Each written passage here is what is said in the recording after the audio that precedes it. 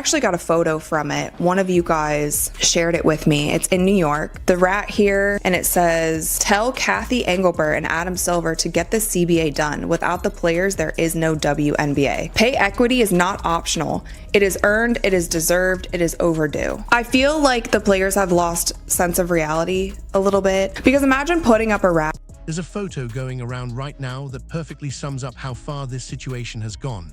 An inflatable protest rat sitting outside the NBA store in New York. Big, loud, impossible to ignore. And the message attached to it, "Pay equity is overdue." A labor protest symbol used in some of the toughest working-class disputes in the country, now being deployed in a fight over million-dollar salaries. That's the moment a lot of fans stopped nodding along and started asking questions. Because here's the uncomfortable truth nobody wants to say out loud. Protest rats are usually put up when workers making $40,000 a year are getting crushed, when teachers can't afford rent, when people with no leverage are being exploited by billion-dollar corporations. That context matters. And when WNBA players use that same symbol after reportedly being offered max salaries north of $1 million, the optics don't just feel off, they feel disconnected from reality. And fans noticed. The same fans who save up to buy nosebleed tickets. The same families who stretch $20 or $30 so their kids can see women play professional basketball. The same people who powered the league's growth in 2024 and gave players real leverage for the first time. Now they're watching athletes turn down massive raises and call them insulting. This isn't about being anti-player, it's about perception, because when negotiations go public, when emotion replaces clarity, and when messaging starts to feel tone-deaf, public support erodes fast, quietly, permanently. And the scary part, the Players Association doesn't seem to realize it's happening. Because the more they speak, the more questions they raise. The more tactics they use, the more sympathy they lose. And at some point, you have to ask, when does trying to win public opinion actually push the public away? Because for a lot of fans, that protest rat wasn't a power move. It was the moment everything changed. The problem with powerful symbols is that they come with baggage. You don't get to borrow their meaning without also inheriting their history. And that's exactly why the inflatable rat landed so badly with so many fans. And even, Nneka and Nafisa did a Q&A interview with ESPN about this as well. They keep saying that the players are compromising, but the league isn't. But I would love for a reporter to ask on how the players have compromised, because from my understanding, the players say that they're compromising, but then they're also saying, like, we're not budging. Like, we know what we're worth and we're not budging. So to me, that doesn't seem like compromise. So I would actually, I'm not even trying to be facetious in saying this, I would actually like to know what they compromised on. That would give me a better sense of what they're talking. For decades, those rats have shown up at construction sites and school districts. They represent workers with little leverage, people clocking long hours for modest pay, fighting just to be treated fairly. When fans saw that same symbol parked outside the NBA store, the disconnect was immediate. This wasn't a group of underpaid laborers being ignored. This was professional athletes negotiating over salaries that would place them in the top fraction of earners nationwide. That contrast is what turned confusion into frustration. The league's reported offer would raise max salaries from roughly $250,000 to more than $1 million annually. For most Americans, that's life-changing money, not just comfortable money, generational money. So when that offer was framed publicly as a slap in the face, it didn't resonate the way the Players Association seemed to expect. Instead, fans started comparing realities. On one side, players arguing that the deal undervalued them. On the other, everyday supporters dealing with rising rent, groceries, and ticket prices. These are the same people saving up to buy upper-deck seats so their kids can see women play pro basketball. They're not hostile to athletes getting paid. Many of them have been arguing for years that WNBA players deserve more. But context matters, and timing matters even more. What made the backlash sharper was the sense that the Players Association misjudged who was watching. This wasn't just hardcore WNBA Twitter. These were newer fans who arrived during the league's recent surge. Casual viewers who didn't grow up following labor disputes in sports. people who simply saw the league as inspiring and accessible. To them, the protest didn't read as strength, it read as tone-deaf. And once that perception sets in, it's hard to undo, because symbols don't argue their case. They communicate instantly, and this one told fans that the gap between player messaging and fan reality had grown wider than anyone wanted to admit. But the optics were only the beginning, because as fans dug deeper, they noticed something else that didn't add up, and that's when the conversation really started to turn. What's getting lost in all of this is the perspective that actually matters right now, the fans who showed up. Not the diehards who follow every CBA clause, not sports media insiders, but the everyday people who gave the WNBA its momentum in the first place. These are families budgeting carefully just to attend one game a season. Parents buying the cheapest tickets they can find so their daughters can see women play professional basketball in person. Casual viewers who stumbled onto a game in 2024, liked what they saw, and kept watching. These fans aren't anti-player. In fact, many of them were the loudest voices saying WNBA players deserve to be paid more. But there's a line where empathy starts to break. When fans hear that max salaries could jump from around $250,000 to over $1 million, their instinct isn't anger, it's disbelief. Not because they think players don't deserve it, but because that kind of money is so far removed from their own reality. Most people watching will never earn six figures in a single year. Many are dealing with rising rent, higher grocery bills, and stagnant wages.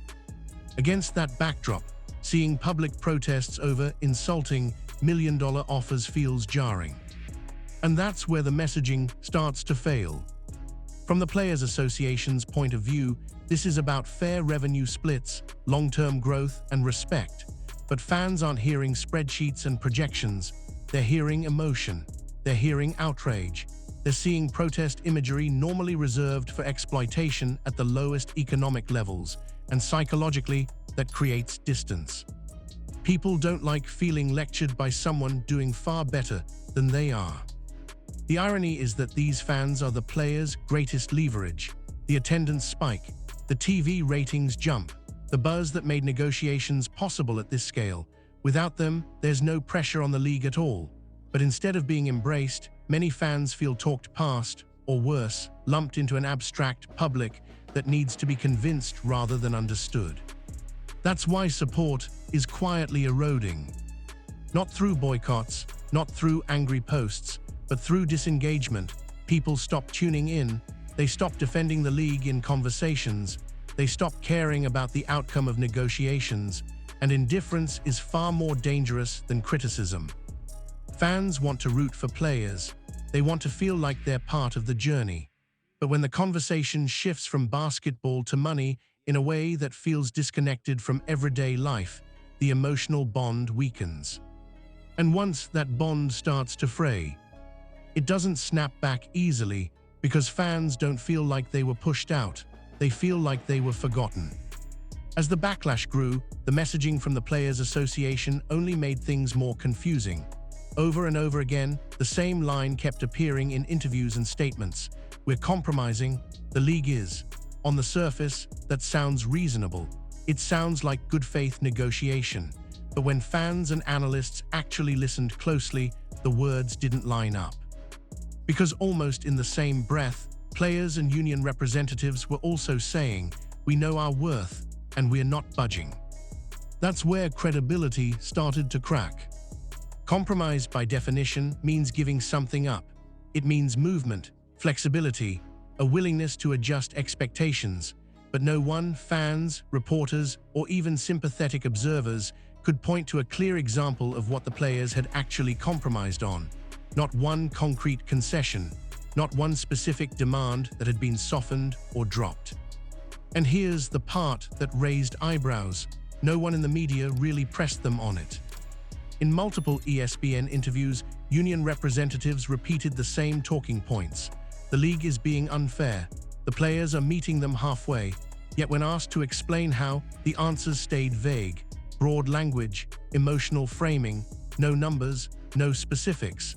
just the assertion that compromise was happening somewhere behind the scenes. That might work internally, it doesn't work publicly. Fans aren't stupid. When they hear "we're compromising" paired with "we're not budging," it sounds contradictory. Either you're holding firm or you're adjusting your stance. You can't convincingly be doing both at the same time, especially when negotiations are playing out in the open. This is where making everything public becomes a liability. In private negotiations, ambiguity can be strategic. In public negotiations, it looks evasive. Every interview becomes a test. Every statement gets replayed, clipped, and dissected. And the more the Players Association talked, the more they exposed gaps in their argument. Meanwhile, the league said very little. That silence wasn't accidental. It allowed them to appear measured, professional, business-focused. Whether fans agreed with their position or not, the contrast in tone was impossible to miss. One side sounded emotional and absolute. The other sounded restrained and procedural. And perception matters. Because once fans start doubting whether compromise is actually happening, sympathy shifts fast. People stop asking who's right and start asking who's being realistic. And when that question enters the conversation, the entire negotiation narrative changes. Especially once the actual numbers came into play. Once the financial details started leaking into the public conversation, everything shifted. Because for the first time, fans weren't just reacting to emotion or symbolism, they were reacting to math. And math has a way of cutting through rhetoric fast. Here's the core of the disagreement, simplified. The league reportedly offered players 70% of net revenue. That means after expenses are paid, travel, arenas, marketing, operations, players would receive the majority of what's left. The Players Association, on the other hand, is pushing for 30% of gross revenue, meaning players get their cut before a single expense is covered. On paper, gross sounds better, bigger number, stronger headline, easier to sell in a press release. In reality, it's not that simple. Imagine the league brings in $200 million in revenue, but spends $100 million operating. Under the league's offer, players would receive 70% of the remaining $100 million. That's $70 million. Under the union's proposal, players would get 30% of the full $200 million, $60 million. In that scenario, the league's offer actually puts more money into players' pockets. That's the part many fans hadn't heard. Instead, they were told the league's proposal was insulting, regressive, and out of touch. But when people started running the numbers themselves, the narrative got murkier, because now it didn't look like players were being lowballed. It looked like both sides were arguing over structure, not intent.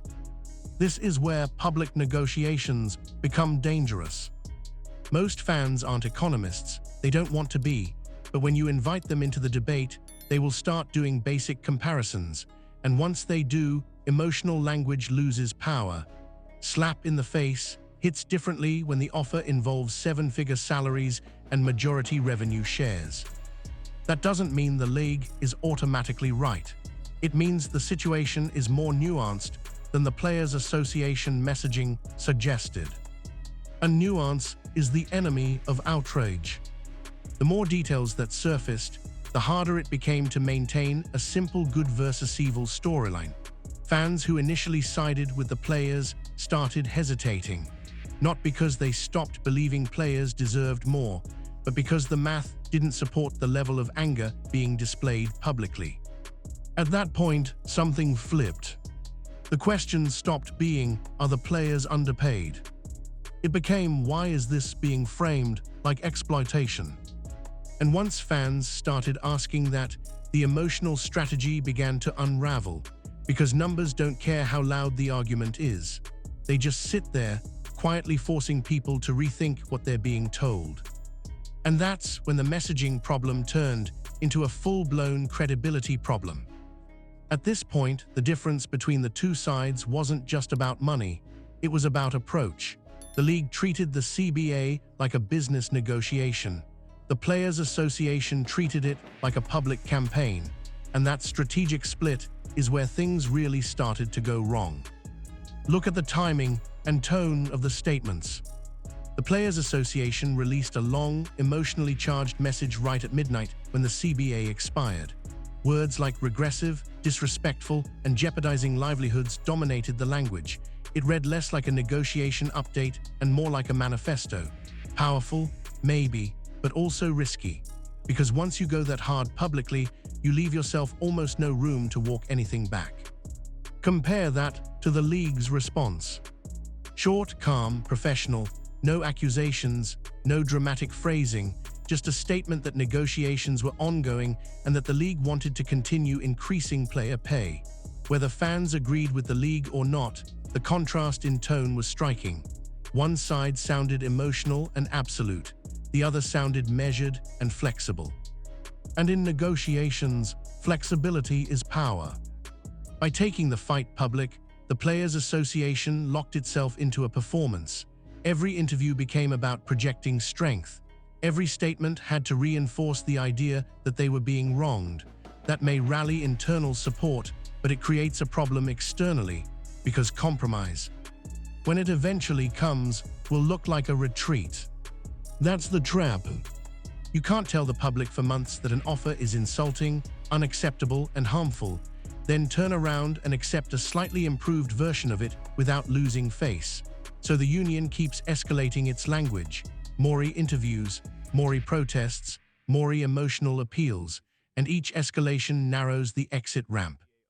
Meanwhile, the league benefits from staying quiet. Silence gives them room to adjust numbers without appearing weak. It allows them to frame any concession as good faith instead of surrender. In public negotiations, the side that talks less usually holds more leverage because they haven't committed themselves to a single narrative. Fans see this even if they can't articulate it. They notice that one side seems to be negotiating while the other seems to be campaigning. And campaigns invite judgment. Once fans start judging tactics instead of goals, support becomes conditional. That's why this strategy is so dangerous. The Players Association may believe they're winning the public battle, but every emotional statement raises the stakes. And when the deal eventually lands somewhere in the middle, as most labor deals do, the question won't be did players get paid more, it'll be was all of this worth it? And that's not a question you want fans asking while your league is still trying to grow. For a while, Unrivaled looked like the ace card, proof, at least on the surface, that players could generate real money without the WNBA. Higher paychecks, more control, a modern, player-driven alternative that seemed to strengthen the Players Association's negotiating position overnight. But leverage only works if it holds. And that's where the cracks started to show. Unrivaled's inaugural weekend drew solid interest. Respectable viewership numbers for a brand new league. Enough buzz to make headlines and fuel the argument that women's basketball could thrive independently. Inside negotiations that mattered. It sent a message, we have options. Then the numbers dipped.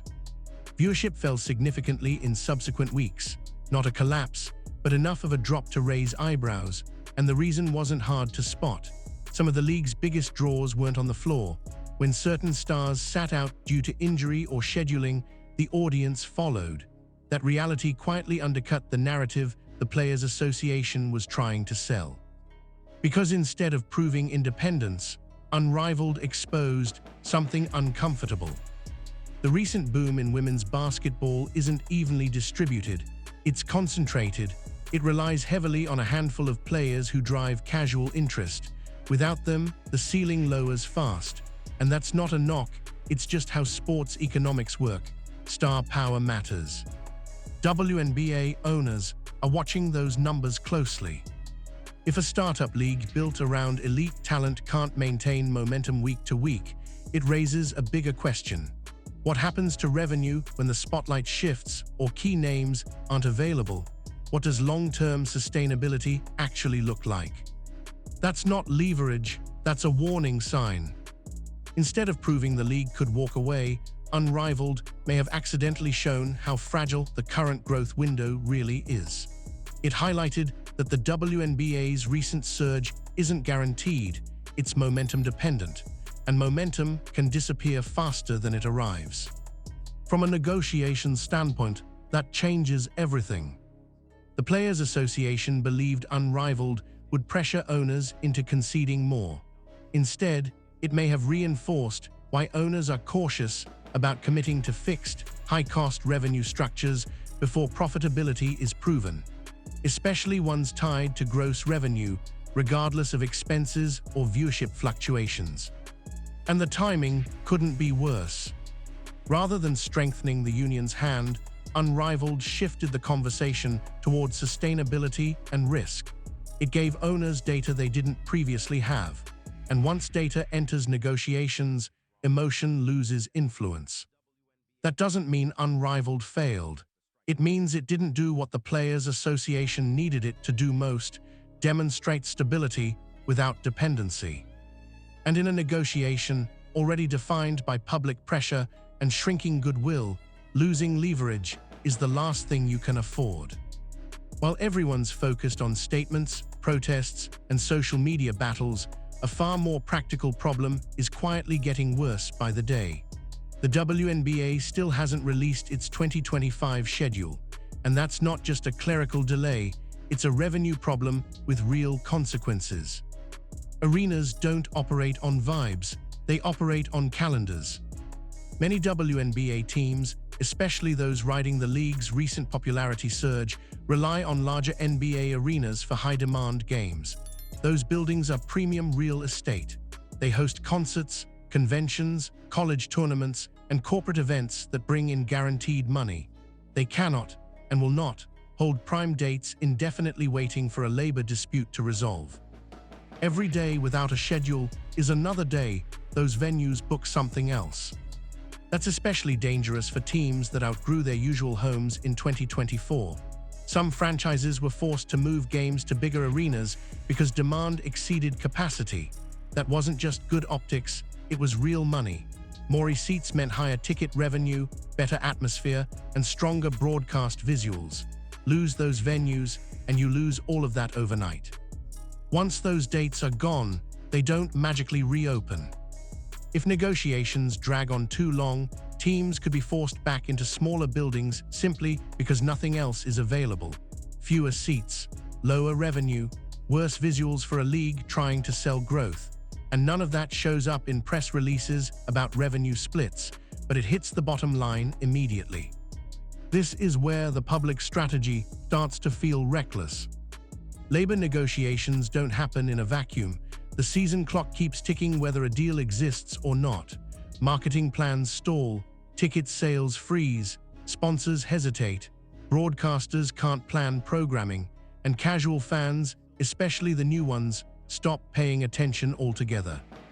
Some media voices have floated the idea that a shortened season or delayed start could be exciting, but that ignores reality. This league is still stabilizing its logistics. It doesn't benefit from chaos. It benefits from consistency, planning, and reliability. And the cruel irony is that the scheduling crisis directly undercuts the players' own leverage. Less revenue means less money to split. Smaller venues mean fewer dollars available for salaries. Delayed starts mean lost momentum from the biggest growth year the league has ever had. Every logistical setback weakens the very arguments being made at the bargaining table. This isn't about picking sides. It's about recognizing that time is a resource and it's being wasted. Fans don't see the behind-the-scenes complexity.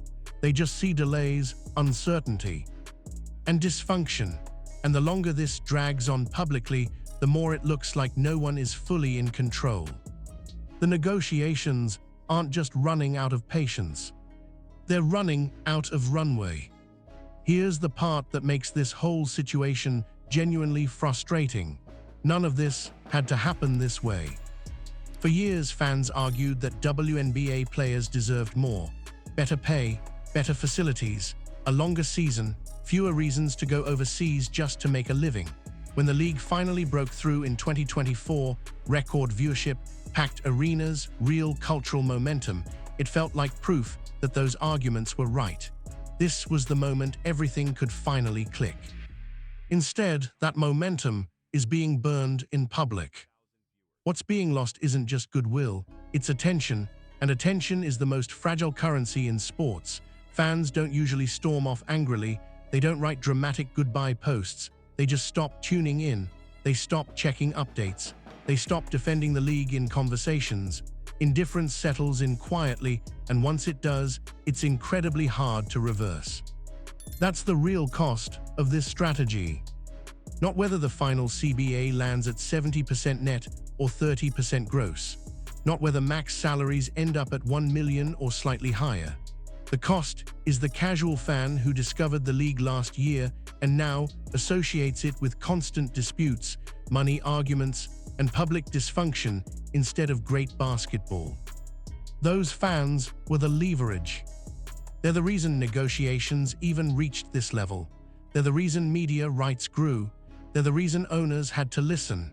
And yet, they've been treated like an afterthought, or worse, like a problem to be managed instead of a base to be nurtured. You can believe players deserve more and still acknowledge that the execution here has been damaging. That doesn't make you anti-player. It makes you realistic about how public perception works. Wanting fairness doesn't mean every tactic is smart.